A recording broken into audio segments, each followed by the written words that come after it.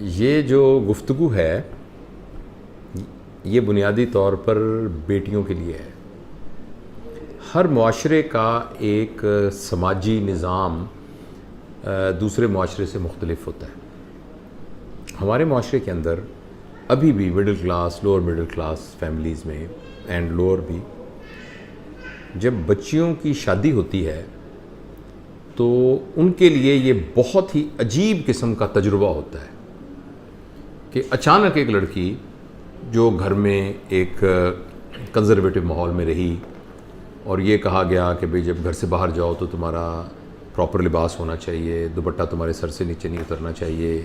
دودھ والا آیا ہے تو تم نے نہیں جانا، بھائی نے دودھ لینے جانا ہے، اور اس کو سنبھال کے رکھا جاتا ہے۔ اور خاص طور پہ ان کا ایکسپوئر جو ہے وہ خاص طور پہ وہ بچیاں جو کہیں جاب نہیں کرتی یا زیادہ پڑھی لکھی نہیں ہیں تو ان کا تو ایکسپوئر بہت کم اور مردوں کے ساتھ ہوتا ہے۔ تو اچانک جب اس کو ہم شادی کر کے ایک اور گھر میں بھیج دیتے ہیں تو ایک دم اس کے لیے ایک بہت بڑا چیلنج سامنے آتا ہے سڈنلی۔ اچھا، پھر یہ کہ ہمارے گھروں کے اندر کوئی ایسا نظام نہیں ہے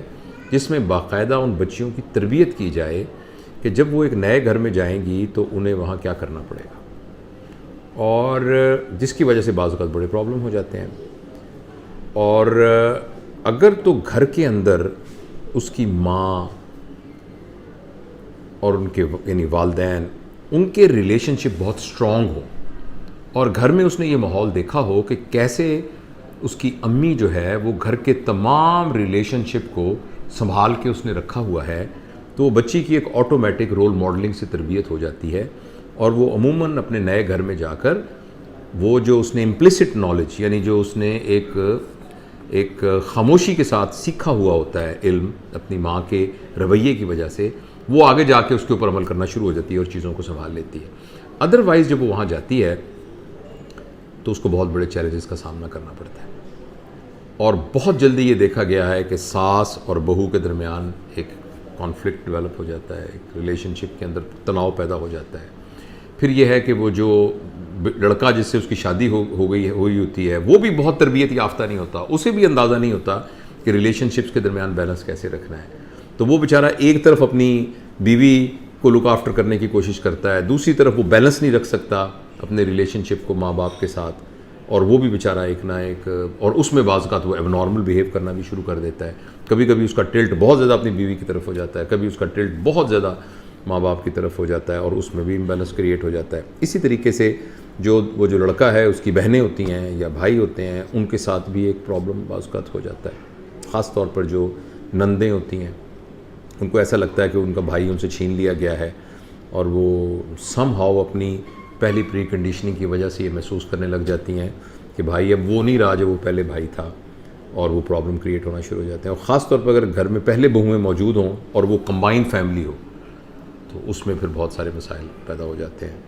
تو اس سلسلے میں مجھے ابھی بہت سارے دوستوں نے کہا کہ اس موضوع پر کوئی اپنے خیالات کا اظہار کریں اور کچھ بتائیں، تو میں یہ سمجھتا ہوں کہ ہمیں نا اپنی بچیوں کی تربیت کرنی چاہیے، ان کو بتانا چاہیے، اور ان کی تربیت کا مطلب یہ ہے کہ ان کو ایک اعلیٰ اخلاق سکھائے جائیں،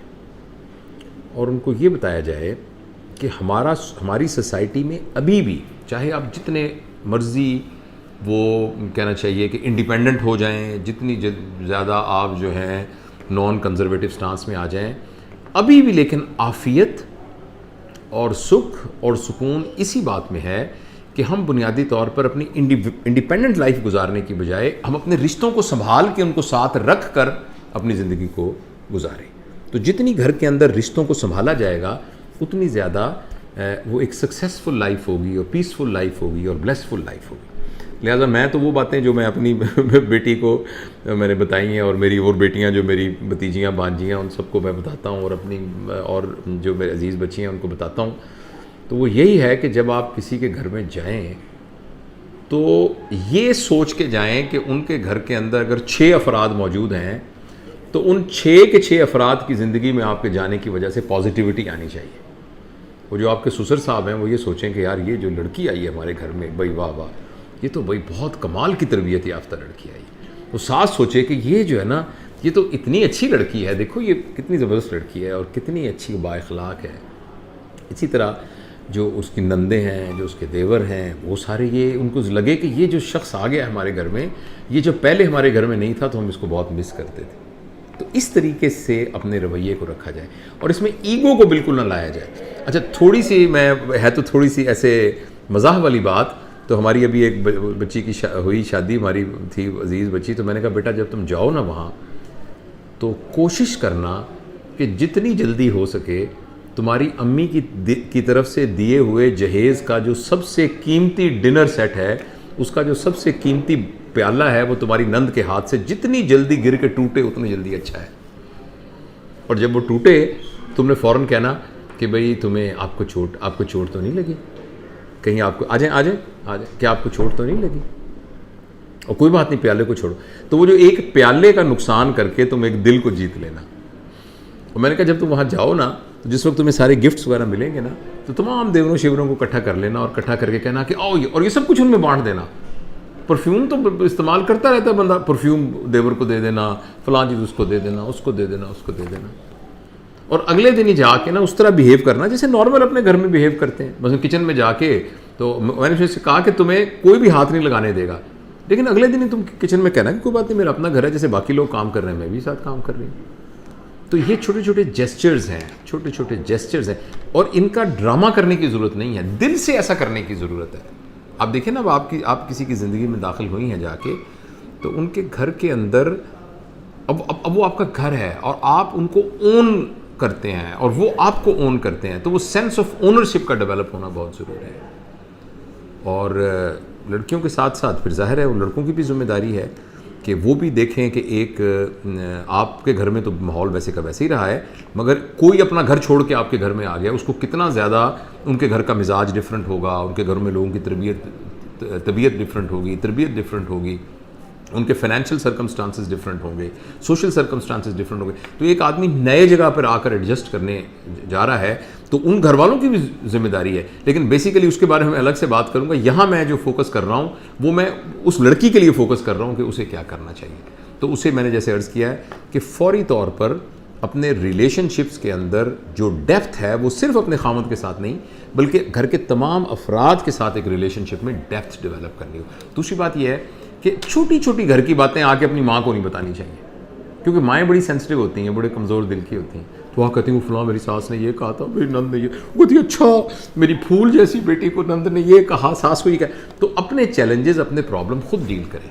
اور دوسری بات یہ ہے کہ جتنا آپ اپنی ایگو کو اندر ڈالتے ہیں نا اتنا گھروں کے اندر ریلیشن. میں نے دیکھا ہے کہ جو بچیاں وہاں جا کر اچھے اخلاق کا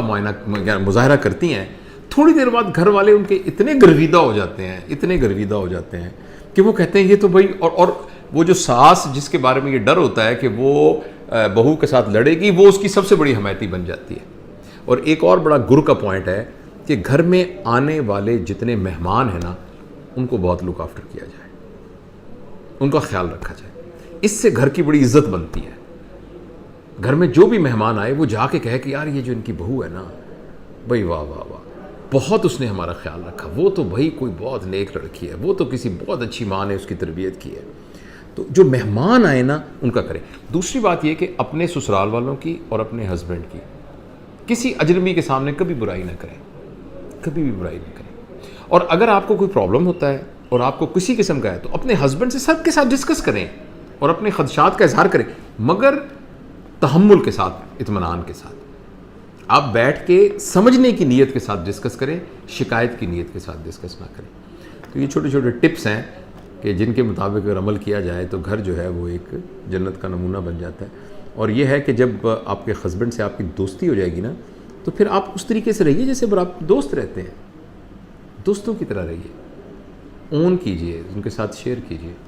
تو یہ کچھ باتیں میرے ذہن میں آئی تھیں، میں نے کہا آپ لوگوں کو بتاؤں. سمجھ میں آئی آپ کو؟ عمل کرنا اس کے اوپر. Thank you.